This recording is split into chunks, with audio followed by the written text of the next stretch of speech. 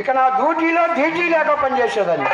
మన ఇంటికి వచ్చే కస్టమర్స్ ఎవరెవరో రాజులు రారాజులు, విధులు ప్యాకేజర్లు, డాక్టర్లు, యాక్టర్లు, డైరెక్టర్లు, ఓనర్లు, కేనర్లు, జమీందారులు, వచ్చే జనం పోయే జనం, వేసేటప్పుడు తీసేటప్పుడు అమ్మా.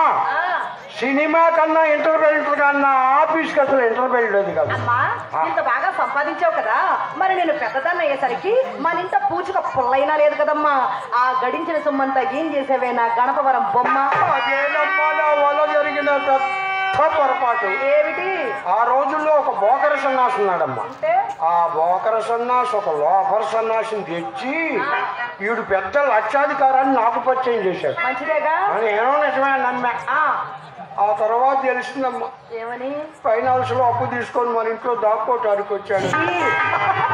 అందువల్ల సంపాదించినంత ఈ సోరాయి పొట్లకి, బ్రాందీ పుట్లకి, నల్లమణూరులకి, కేకలేశ్వర ఉడీలకి ఇలా నాస్తి ఎంత ఆరత కర్పూరంలో అరించుకుపోయింది.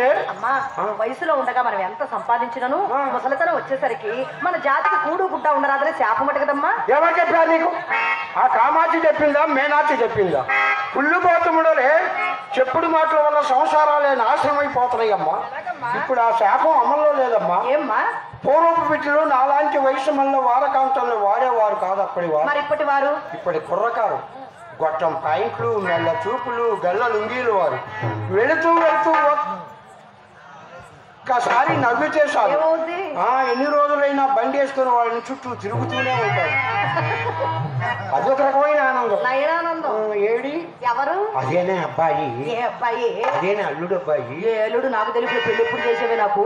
అదే భవానీ.